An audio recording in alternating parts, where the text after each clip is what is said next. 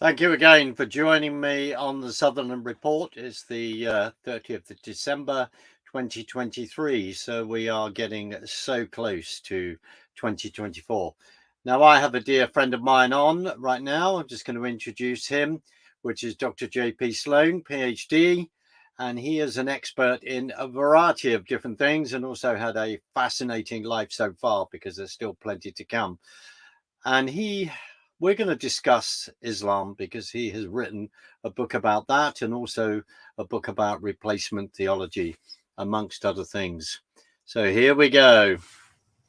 JP, fantastic to see you, my friend. How are you? I am blessed. How are you? I'm extremely well, despite all the things that we see what's going on. As someone says, like someone like Jan Markel says, everything is falling into place.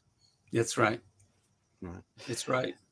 And we were warned, so we're to look up. Yeah. Amen. No, I thank you for saying that. JP, on the 7th of October, and I'm asking everyone this because it's really, really important we start from that point. On the 7th of October in Israel, which is a subject that is extremely close to my heart and extremely close to your heart,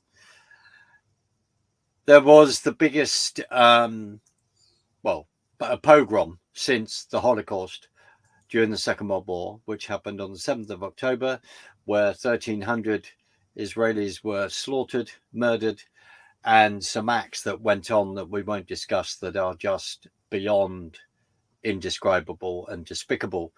And then you and I have seen the fact that the Hamas terrorists that went over the fence, all of this was broadcast, GoPro cameras, etc., etc. Then there has been an explosion on the streets of young people protesting. After a couple of days, then it was the usual thing of saying to Israel, please be restrained in your response. What say you from your side of the pond and what you were observing? Were you shocked by what has happened on the streets, the expressions, the comments, the singing? What are your thoughts? Well, of course, I did part of my undergrad education at a campus in Israel.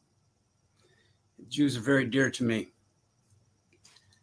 I'm not surprised because I read the Bible. And there's a lot of bad stuff in the Bible. I say bad because it's warfare and hurtful things toward the Jews. But I'm not surprised. I really believe are in the end days. Let me kind of regress just a little bit and lay kind of a groundwork here. This would pertain a lot to my book, The Evil History of Replacement Theology.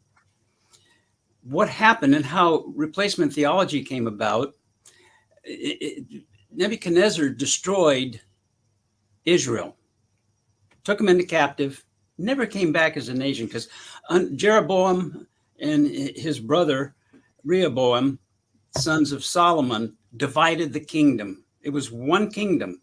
They divided it. You had the northern kingdom, Israel, and the southern kingdom, which was Judea. That's where the name Jew comes from, Judah. Now, by the time Jesus was walking the earth, it'd been about 500-600 years since Israel had even existed as a nation. In the first century, the second century, let's go to the first century. In the first century, the question was, can a Gentile become a Jew? And we see that with Paul because he was the prophet to the Gentiles. In the second century, it became, can a Jew become a Christian? And from then on, it's a mess. Now, the first couple of centuries after the Lord went to be with the Father, we see them developing the theory of allegory. Allegory means you can make the Bible say anything you want it to make. There is allegory in the Bible, and the New Testament referred to it as parables. But after every parable, Jesus explains what it means. In the Old Testament, when there's an allegory, Samuel came to David and accused him of some things and told a story. And David said the results of that story, that the man that he was speaking about should be killed. And the man, then Samuel says, that's you, David. Okay. So the point of that is just to say that allegory, if it's found in the Bible, is always explained. It's not up to us. I believe it was Second Peter 3. It says that the Bible is not up to prophecy. When God gave it, he had one thing in mind, not a bunch of things, but one thing. And so we have a problem now. Israel hadn't been in the land for going on almost 1,000 years, and all the end time prophecy is about Israel. Now, no country has ever gone past the third generation after it's been conquered. If they didn't, by the third generation, go back in and conquer it, it never came back as a country. So they're thinking, well, Israel, this has been hundreds, almost 1,000 years. It can't be, it'll never come back as a country. So how do we explain this? Are our religions wrong? We've got to do something or we're going to lose people. Oh, let's say that we replaced Israel. Now, if these people and high people in the church would have read the Bible, Paul addresses that in Romans 11. He says, yes. God through with Israel? God forbid. And he goes on to talk about his lineage and everything else and how God's got a time where Israel's going to be removed. But in the end, we're all going to come to know the same God and love him and embrace him. But ignoring that, they had to come up with something and say, well, let's say the church has replaced Israel, and wherever we read about Jerusalem in the last days, that means heaven. And so since we replaced Israel, we start hating the Jews. Why? Because they killed Jesus. Now, about the time of the crucifixion, Jesus had about, well, we know thousands of followers. When we read about the times when he spoke on the mountain and all the people were there, they said there were about 5,000 people and he fed them. And but in Judaism, when they said 5,000 people, they were referring to men. There were women there too. They weren't counted. There were children there too. They weren't counted. So the number could have very easily been 10,000. And this happens a couple of times recorded in the New Testament. But we know that when he rose from the dead, 500 people were seen walking about that were his followers. Not to mention I think at that time there were about 70 disciples because the original 12, but he sent 70 out. And so we do a little studying and research. You'll see that the Jews didn't kill Jesus except this way. We had a president named Abraham Lincoln. He was killed. And I believe it was an American who killed him. And we had Kennedy was killed by an American and a couple of other presidents. So we could truthfully say that Americans killed their presidents. And that's true, but it's not fleshed out. And so people are very good at using minutia to make it appear as something that's not. A good example, excuse me, today with Islam, I have 4 different Qurans. But the newer ones are coming out for Western consumption because after 9/11, people got really interested in Islam. When you read it, you'll see it's not a religion of peace. It's a religion of war. As a matter of fact, the dying words of Muhammad was, Allah hates the Jews and Christians. The dying words of Jesus was, God forgive them. So there's the difference between Christianity and Judaism, or Christianity, Judaism, and Islam. Islam is the only religion I know of that has an open-ended warfare on a group. But getting back to what we were talking about, so you have to get rid of the allegory and everything. But because of this, people have hated the Jews, claiming they killed Jesus. And of course, when you go into the Middle Ages, you didn't have people who could read and write. The church had the priests who could read and write. They knew their local language. They knew Latin. They were very intelligent. So I'm not putting them down. But it was up to the priest to explain to the congregation what they needed to know. So you had a lot of superstition. And you've seen that. I'm in the United States, so we don't have that fine European background that you have. You're in Christendom. I'm not. I'm in the New World, and it's not even mentioned in the Bible. So here we have all these people making up this stuff against the Jews. Well, I had one teacher in a college I was going to in Colorado. He said, "Well," he says, "we know that Islam has been poured, and they came in almost immediately and got Italy and Spain and all this stuff. But how about the Crusades?" Oh, the Crusades. Yes, just as bad. Christians are just as bad. Well, I did a little research on that. It's fascinating. Pope Leo IV, in around 850 AD, they were being invaded, of course, by Islam. The Muslims were coming over and robbing them and, everything. And so the French were coming together to fight them. But he had a complaint. He said, the soldiers that were standing up against the Muslims said, these people are invincible. They're not afraid to die. They almost welcome it. What are we going to do? We can't fight against a person like that. So Pope Leo started studying Islam. And in Islam, if you die, that is the only guarantee. If you die in a jihad, the only guarantee that you go to heaven. Even Muhammad said, I don't know if I'm going to be allowed to go to heaven.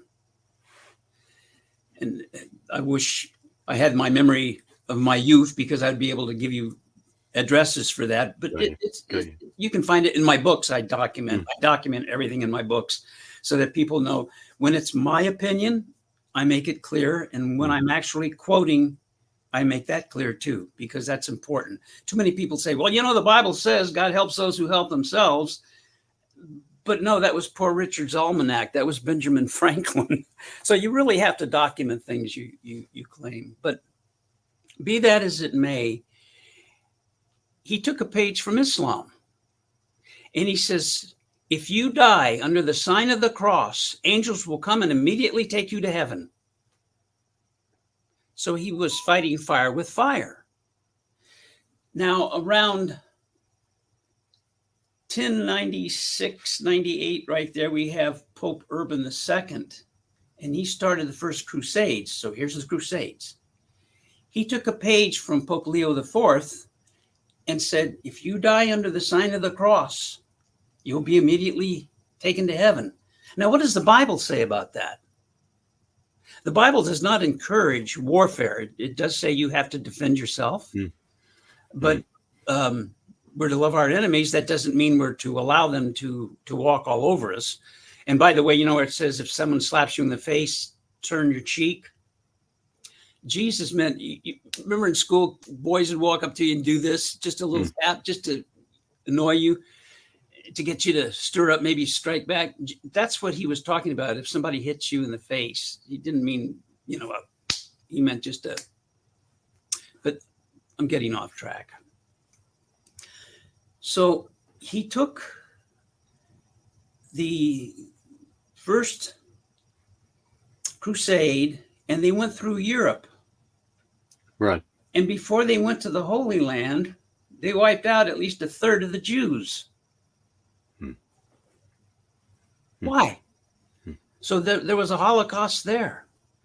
And in my book, I go through meticulously from the first century to pretty close to present date.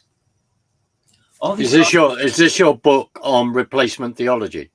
This one is on the evil history of replacement theology, right? Yeah. So it's It's in this book. I'll just show the viewers Right. that, because it's in this book. But go on. Sorry, I apologize. And so because of that, we have the Jews continually being killed. And I document so much in that book.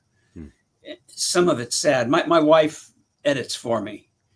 And both she and I, when we were going through the editing, and actually got tears in our eyes. It's just horrible what's happened to the Jews. Now, I'm not trying to isolate a group, but I was shocked a few years ago to watch LGBT marching right in the holy city of Jerusalem with their flags and not being stopped. The Bible, and we're talking about the God of the Bible, for those of you who are agnostic, atheist, or believe in something else. The Bible says that homosexuality is an abomination. That's a very strong word. And God destroyed a nation over that, actually two, Sodom and Gomorrah. Abraham pleaded with God, if there's 50 good people, will you spare it? Okay, I'll spare it. Then he went down to 40. Then he pushed the envelope a little bit. Finally got down to 10 people. If there's 10 people that are good, will you spare it? Sodom and Gomorrah. And the angels of God who represented God said, we will. Well, when they went in, of course, you see, just a sidetrack here, we hear about the angel moms. First of all, when you die, you don't become an angel. That's unbiblical. And I mean, it's a sweet, sweet picture, but you don't become an angel. And angels are not feminine. I've got 2 trees in my home right now with beautiful female angels on the top of them. But there's no male angels. They're masculine. And I say masculine because there's no sex with angels. Jesus even said when they were taunting him, you know, when when you die and you go into to heaven, is there going to be any sex? And he said, no, you'll be like the angels in heaven. That's in Matthew. But the point is, we have a tendency to hate the Jews. Now, when I saw that with the homosexuals, I thought, I could see maybe Tel Aviv or around the area kind of being, but in the holy city of Jerusalem. And then we see what's happened to them. And the same thing's happening to America. We had a great president in Trump, whether you like him or not. The fact is, gas was, well, for the first time, we were exporting gas, not importing it. Gas was low. Prices were good. My Black friends were working. Hispanics were working. It just was wonderful. And he was attacked from the time he came down the elevator. You see, if you tell a lie long enough and strong enough, it becomes truth. Hitler. And that's another thing, a real quick side. They call him Hitler, a Nazi. Well, Nazi, N-A-T-Z-I, was for the German spelling of Nationalist Socialist, which is the Democrat Party. And the Nazi, the T has a Z sound, so it'd be not Z. And so when we spelled it in English, hearing them refer to the shortened version, we spelled it with a Z, Nazi. Anyway, so we have these things occurring where God has to discipline us. And he does. But he said he'd never take Israel, they'd never be gone again. And here's another thing. In Ezekiel 37, he says, you'll never be divided again. So this divisional thing they're doing, trying to pacify these so-called Palestinians, they're really Arabs. And when I see free Palestine, I say, I agree. Send the Arabs back to Arabia. Free Palestine. What is Palestine? Most people don't really know. We know of the Philistines. By the time Jesus was on the earth, Philistia had been gone 700 Yeah. years. Yeah. But they kept rebelling. Jews are very rebellious people, and that's because of their passion for God, the ones that really love God. And so here comes this Emperor Hadrian. Now, Hadrian, are you familiar with Emperor Hadrian? You probably are, but a lot of the people listening might not. Emperor Hadrian was quite a bottom line guy. Unlike, Barack Obama, he drew a line in the sand. We crossed it, so he moved back a little bit and drew another line. When Hadrian drew a line, that was it, brother. So you're in England, and we know about Scotland, and the warriors were horrific. And hey, the British weren't sissies either. No. But these guys were rough. So Emperor Hadrian said, we'll build a wall across Scotland. It was from one major, I believe, river to another major river. So it was basically the cutting off the whole thing, just a bit, kind of like the wall of China, you might say. Not quite as impressive, but the wall of China was also built to keep marauding people out. Right. So walls are a good thing. Now, Hadrian, having built that wall there, he comes to Israel, giving Rome a lot of trouble. There was a revolt going on, and he says, "I've had it." He says, he tears down the capital, makes it a Capitolona or something. I'm a little off on that, but capital was in it. It's a Latin version of it. But anyway, he renamed Jerusalem, and they put up a temple worshiping Saturn. And he said, we're going to rename it Syrio-Palestinia, in remembrance of the ancient enemy of the Jews, or the Hebrews. We really should say Hebrews because Jews are one tribe. But most of them were sent, the Jews from Judea were sent into Europe, along with the Koinian and the Levites, the priestly caste, because they were in Jerusalem. And sorry to interrupt, and the emperor did that out of spite, didn't he? Yes, out of spite. He hated him. So he says, I'll show you, I'm going to name you after your old enemy. Well, they weren't Arabs. I've read some studies on it. They think they were a seafaring nation, maybe from Greece, the Phoenicians. Yeah. And they settled along the coast. But I had one teacher said, well, if it's named Palestine, it's Palestine all the way from the sea far back. Well, I'm speaking in near Indianapolis, which is in the center of the United States. But if I were in a boat off of Los Angeles, which is my home, I guess I'm in Los Angeles because everything beyond the sea behind Los Angeles is considered Los Angeles. I mean, that's how stupid it is. Or I guess we could have a fight over it and say I'm in New York. But the truth is, Philistia was just maybe 12 miles inland. I don't think it got any further than that. But now we had some people, and there's always been a Jewish presence there. As a matter of fact, before 1948, the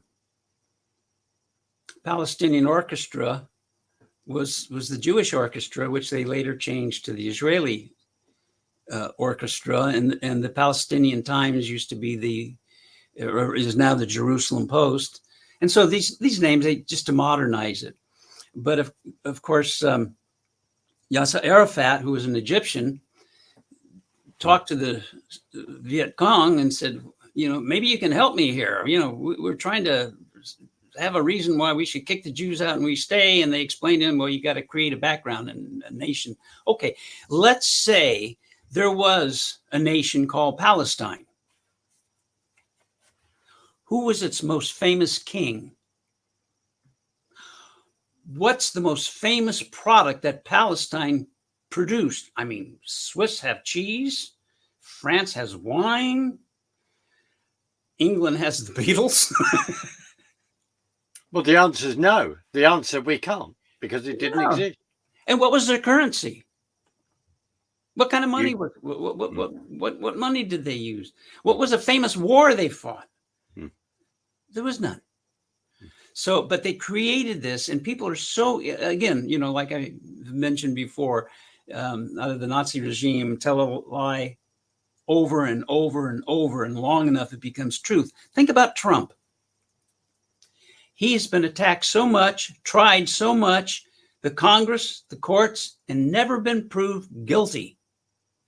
But everybody thinks he's a criminal because, well, it's like Rush Limbaugh once said, it isn't the fact that you are guilty of something, it's that the accusation is so strong. And so when you hear a strong accusation against somebody, well, where there's smoke, there must be fire. Not necessarily true. So, but we're living in the times now. Who's the greatest? Well, who's the father of lies? I believe it's John 8:44, Satan. He is the murderer and the father of lies. In the last days in Romans, is it 21? I'm not sure, but it's in Romans.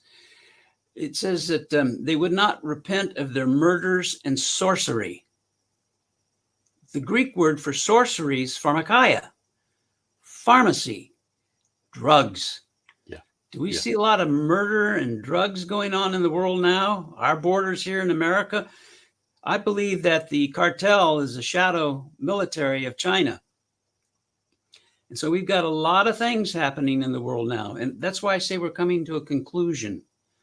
In Zechariah 12:3, it says the whole world will come against Jerusalem. Yes. Now, as I shared with you, I walked around the old city of Jerusalem. It took me about 45 minutes. Now, of course, Jerusalem today is a bigger city. It's sprawling. When I was a kid, LA had a few tall buildings. Now it looks like New York. But the point is, when the prophecy was given, it was small. And you're thinking, there's no oil wells. There's no gold mines. There's no silver mines.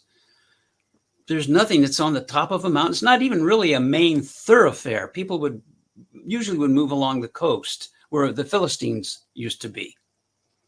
And it's just not a trade route per se. I mean, yeah, you'd have some caravans going through, especially after it got established, because they would send caravans out and caravans would come in to bring them goods and services. But there was nothing there. Why would the whole world come against Jerusalem? London? Well, that makes sense. Los Angeles? Paris? Tokyo? These big cities? Babylon? Yeah. Jerusalem? And then we see that Moshe Dayan, he was the general with the patch over his eye when they had the war. They conquered it, but he gave it back to the Muslims. He said, "Oh, you can keep it." I think he was probably agnostic. You're talking about the 67, the 6-Day War in 67. 6-Day War. And the Muslims said, "Gee, we thought you were going to kick us out and put the temple up." They were shocked. But he didn't. And I think God knew that. And that's why I think the whole world's going to come against Jerusalem. They say that Jerusalem is the third holiest city in Islam. That when Muhammad had his dream, he went to heaven from the furthest mosque. In it says from the closest mosque to the furthest mosque. And it was the furthest mosque he went to heaven. Is Jerusalem, sorry, JP, is Jerusalem actually mentioned in the Quran? Jerusalem is mentioned in the Quran exactly 0. Exactly. It's never mentioned. And the Byzantines had the Dome of the Rock. I think that's in chapter 3 of Islam Exposed. I have a 3-volume set too on Islam, over 1,200 pages. And I show pictures of 5 different areas where that same building shape is of the Dome of the Rock. It's an octagon. Byzantines built that. Muhammad would hardly go to heaven from a Christian altar, but they twist and revise. And like I was starting to say earlier, the new Qurans are designed for Western consumption. They change it around a little bit. Let me see. I got something out of here. Do they take the violence? Do they take all the violence out then? Is it as simple as that? No, well, let me share. See if I can give you an example of how they redo it. They don't take the violence out, but they tweak it. This is off the internet. This is a hadith. Yeah. And it's about the last days. And this is why there cannot be peace in Israel. It's Shahi, which means truly spoken. It's been investigated, and that's the stamp of approval. Shahi al-Bukhari 2476. It's also found in book 46 of the Hadith 37. I won't go through all the numbers because nobody's going to write it down or remember it. You can rewind it if you want. But it says the coming of Jesus and the abolishment of the jizya tax. Now, jizya tax, they would conquer people and they'd let you live, but you had to pay a tax because you weren't a Muslim. And they're required to pay in the 5 pillars of Islam. One of the pillars is you have to give to charity. That's a good thing. But here's what it says. The hour of judgment will not come until Jesus descends as a just ruler. So far, so good. And abolishes the jizya tax. Kills the pigs and breaks the crosses. He breaks the crosses because Christianity is wrong. Kills the pigs. They say that it's because the pigs were unkosher. Well, kosher is Jewish, but they kind of copy because Allah is supposed to be the same God that gave the Bible. So they call halal is the same as kosher, and pigs are not kosher or halal. So Jesus, they're saying, oh, he's coming to kill all the pigs because they're an unclean animal. I looked up in unclean animals in Islam, meat of pigs, boars, which is a pig, swine, that's a pig, strictly prohibited in Islam, but so are meats from the carnivorous animals such as lions, tigers, cheetahs, dogs, they hate dogs, and cats, birds of prey such as eagles, falcons, ospreys, and it goes on and on. So there's a lot of, well, why doesn't he kill all of them then? No, the pigs are the Jews. Because they call the Jews sons of apes and pigs. 4 different places. They use pigs once, but the apes are in each one of them. And there's 4 different places within the Quran that they describe the Jews in this way. And now, the reason why I'm emphasizing that, JP, is that we're going to the sources. We're going to the book, right? I've always said this. Most Christians don't know their Bible. We know kind of the stories. We know the Christmas story. We know the crucifixion story. We know the flood and Adam and Eve, and we kind of know the stories. And most Muslims are kind of the same way. They know the stories and everything. But when it comes down to really reading it and understanding, they prefer to just let their imam or their, whoever their religious leader is, tell them, like the Christians of the Middle Ages who were uneducated. The priest would tell them what they needed to know. And so this is what happens. But if, let's say you've got a nice, and I have Muslims in my family. My brother was married a Muslim woman and her family, very nice people. And when I studied in Israel, a lot of nice Muslim families. The difference is, let's say, Christians have their Bible on the table, but seldom pick it up. Muslims might have the Quran on the table, but seldom pick it up. But the one day some Muslim guy sits down, picks up the Quran and starts reading it, he takes seriously Muhammad's teaching. And he realizes that he's been wrong pretty much by being so nice to everybody. And I mean, in one of my books, I list all the jihad verses, and there's pages of them. And it's but here's the thing. Here's a comparison between Christianity and Islam. You know, Jesus said, "Love your neighbor, love your enemy too." Didn't mean to say just surrender to them if they come in and walk all over you. No, that's wrong. You know, but love them, pray for them, even though you're fighting them. You pray for them. Understand that they've been, I don't want to say brainwashed, because when you're raised, I guess we're all brainwashed to an extent. But here's the open-ended warfare compared to the Christians and Jews.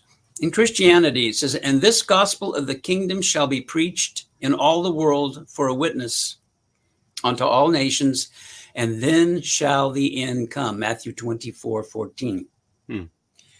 We're spreading the gospel. We preach it.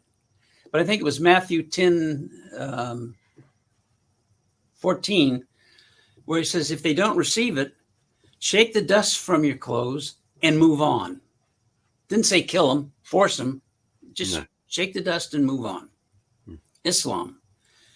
The last hour will not come until the Muslims fight the Jews and kill them. Hadith Sahih Muslim 41:69-85. Basically, what that particular hadith says, and I'm going to paraphrase it a little bit because I don't have it in front of me right now, but it says that a Muslim will walk by a grave and wish that he was in it. For the last days won't come until war is declared on the Jews. Now, what's the last days? Doomsday is Middle English for Judgment Day. But after that, then it's supposed to be just everything's going to be wonderful. So we kind of want the last days to come so we can get rid of this old sinful world, although Muslims don't believe in sin, or at least original sin, and just a wonderful, beautiful existence with God and peace, and everything's going to follow. That's wonderful. So the end days are important, but it says a tree and a stone will call to you and say, "Oh, Muslim, there's a Jew behind me. Come and kill him." All except the boxthorn tree, which is the tree of the Jews. I'm using the English word for that tree. So basically, in a nutshell, it says the end days can't come until war is declared on the Jews, and even the trees and rocks are going to say, "Come, O Muslim, there's a Jew behind me, kill him." JP, I just want to jump in and say that some of the placards that people have had on the streets of this country, and I can't comment in regard to around the world, maybe on your side of the pond, but they're referring to this kind of thing. They're referring to calling them animals. They are referring to hiding behind trees. And we, in our ignorance, do not understand any of this history, this historic, where this historic hate has, well, we understand it biblically, but stirring up this from the teachings of Muhammad. Muhammad, when he first started out and had about 10 people in his family, said that you can't compel, you can't force people to accept a religion. I'm just sharing it with you. And they use that passage, they meaning Muslim apologist. Apologist doesn't mean I'm walking around saying, I'm sorry. Apologist means defending the faith. Words twist and become different things, like gay use. My wedding was gay, by the way. There was nobody unhappy at my wedding. It was a gay time, just like Christmas, where we wear our gay apparel. It was a wonderful time, lighthearted, frivolous, just wonderful. But now it means something else. Yeah, absolutely. And words, as you were saying, we're saying before coming live on the interview, is that, you know, words have power. Words are powerful, and how that is then changed. Yes. Let me tell you something that shocks a lot of my conservative friends. I'm a liberal. I'm a traditional liberal in the way it always meant to be. We don't have liberal colleges. We don't have liberal education. We don't have liberal parties.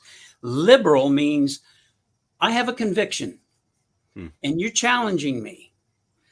I'll listen. What have I got to lose? And I might take away something that I agree with. You may even change my mind completely. And I'll say, hey, okay, by golly, I didn't realize that. I'm with you now on this. Or I might say, well, I've heard your argument. I respect it. You brought some good points up, but I'm not convinced, and I'm going to stay with my position. That's a liberal.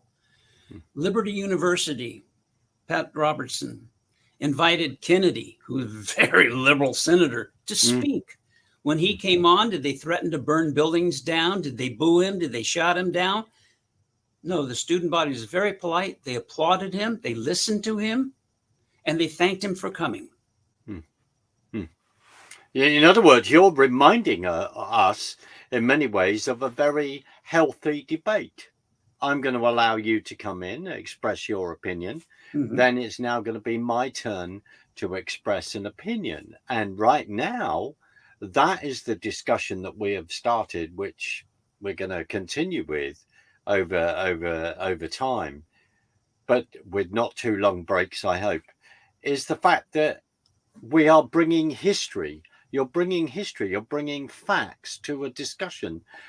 As much as the discussion may be profoundly disturbing, it's a discussing that we have to have.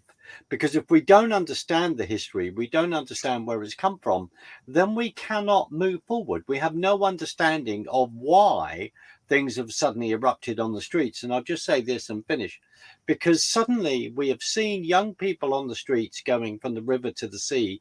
This whole, this whole woke business. And then we've seen groups going, Queers for Palestine, which is a total oxymoron, because if they were in Gaza, they wouldn't last 5 minutes, or in any Islam, in any country that would say it's Muslim and practicing Islam, they wouldn't be there.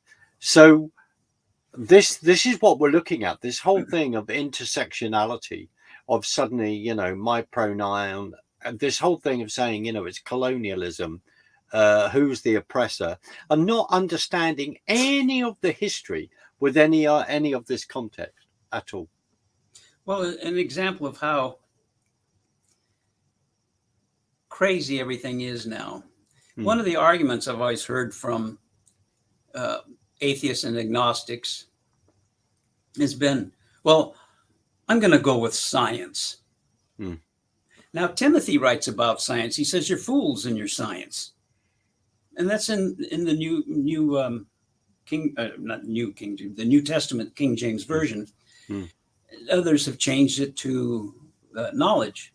But that's all science means, is knowledge. It's not this big mysterious word that explains everything, because science is always in flux. The Bible isn't, but science is. I mean, we're taught the theory of evolution as fact. But they don't say the fact of evolution. They still say the theory of evolution, as though words don't matter. And we'll just kind of slide over that real quick. Racism has come out of Darwin. The front page of his book says that the Caucasian race is the most superior race of humans on the planet, and the Negro race is the most inferior. The only difference is melatonin in our skin. We're shades of brown. You can see the shirt I have on. That's white. And my skin looks a little pinkish beige, which is, in your skin, beige. And I used to spend hours at the beach in the summer getting darker than some of my black friends. Yeah. And it didn't change my intellect or anything else.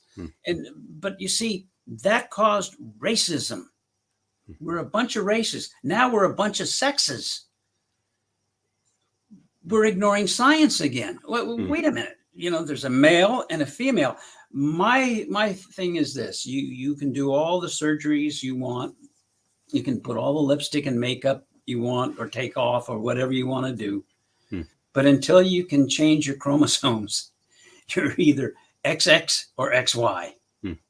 And there's a few exceptions, minor exceptions that are in there, but then I'm talking in the generalities. I took evolutionary biology in college. I got an A in the subject. It's fascinating. And it just reinforced my faith in God, because it's what you have to swallow to believe evolution. It's like, I always would picture somebody at a pool table and they keep hitting the balls and balls keep hitting them. Those are molecules, let's say. And eventually, after millions of years, they hit just right. And all of a sudden, there was a life form. But in order for that life form to, did they all happen at once? Or did all of a sudden that would be a miracle? And what are miracles? That's not science. So but of course, I think apes look very much like us. And I think God made apes to keep us humble. Well, the other thing is to even when they turn around and say that we have come out of apes, come out of monkeys, I think that's a huge insult to the apes and the monkeys that God has actually created. But that is another rabbit warren. We're in the last few minutes, JP, and we are going to continue this discussion because one of your incredible knowledge, because you have had so far, and it continues, an amazing life, and I know some of that, and which I'm really privileged to know. But this whole thing, the whole subject of Islam, is something that we have to get to grips with and understanding. In the last few minutes, and you raised this in an email to me, can you describe to me then, it may sound like a simple question, even in many ways we've answered it, why has Hamas actually behaved in the way that it has behaved? Because it's not something that's discussed in the mainstream media because of its spiritual element. Well, I remember when Iranians said they didn't care if we killed 1 million of their people, they were gonna attack us. Mm-hmm. And I remember when at the beginning back in 2001, the Muslims were saying we have thousands of suicide people willing to give their lives, and I thought, that's hyperbole. Then as I studied Islam, I realized, no, like we said earlier, that's the only assurance of going to heaven is dying in a jihad. Jihad means struggle. And they'll try to tell you, well, like the redefining of gay, well, it really means homosexual. Well, jihad really means that you're just struggling against things within yourself. At work you're struggling, so that's jihad. That's disingenuous, is what it is. But you see, they have taqiyya. You can lie to make something. If it furthers Islam, kitman means you lie with a little truth. How would that be? So you come to me and say, JP, have you got $1 on you? I need $1. And I can truthfully say, no, Mark, I don't. I'm sorry. I've got $100 in my pocket, but I don't tell you that. I've got 100 of them, but I don't have $1. I'm not lying. And so these are the games. See, Islam plays games. Again, Allah approves of lying if it furthers Islam. Approves of dying if it furthers Islam. So let's say under the hospitals, they're firing rockets and rockets are returned and hits that hospital, and all these Palestinians, so-called, are killed. They're not soldiers. They're just killed. Hamas doesn't feel bad. They've done them a favor. This is a jihad. They died in a jihad. They are guaranteed heaven. We're guaranteed heaven by accepting Jesus as our Lord and Savior, by acknowledging that God came to earth and took on the flesh of man for 2 reasons. One, to be the second Adam, because the first Adam failed us.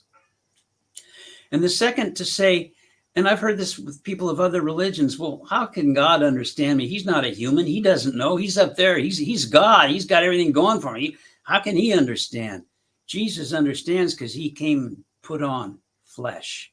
He went through all the temptations and hells that we go through for us. And I I guess we could save it for another day. It's kind of interesting about the crucifixion, how it was rewritten but not rewritten. Well, let me just Save, go ahead and tell you. save that for another day. There's Okay. a lot that we're going to have to save for another This day is too because much. we want to work through, particularly in our conversation with Islam, because there is, you know, your book, which I have a copy of, which I'm very grateful that you sent me quite a while ago. There is a huge amount of knowledge in here that is really important. JP, where can people find you? If they want to find you, where can they find you? That's a good question. Well, I'll tell you what. I'm kind of in flux right now. You're in flux, but do not worry. Do not worry. We will solve that. We will solve that in our next few Through conversations. you. Through me. You Through can you, find because me. I've left Facebook. Yeah. Because at least all 5 people would read what I was putting out. Yeah, I hear you. And I was just censored again recently. They showed a picture of Goebbels with no speech or anything on it, and they said, "You've broken our rules." And I thought, well, a picture of Goebbels, how does that, how is this threatening? I had posted it several times, and what Goebbels said, and we'll leave this because this is what I'm hearing the politicians of today. Always accuse the other side of that which you are about. Absolutely. I couldn't He was the propagandist for the Nazis. Yeah, absolutely. JP, I want to thank you for joining me. If we are going to do this again and again, and I'm very grateful for that. And if people want to get hold of JP, that you can do that through me. You can email me, marksutherland26@gmail.com. You can find me on Twitter through the Sutherland Report, and find me. And if you've got any questions for JP, I will forward that. But he and I are going to continue with these conversations because JP has had a fascinating life that we also need to hear about as well. So thank you, my friend, for joining me. And we will do this extremely soon.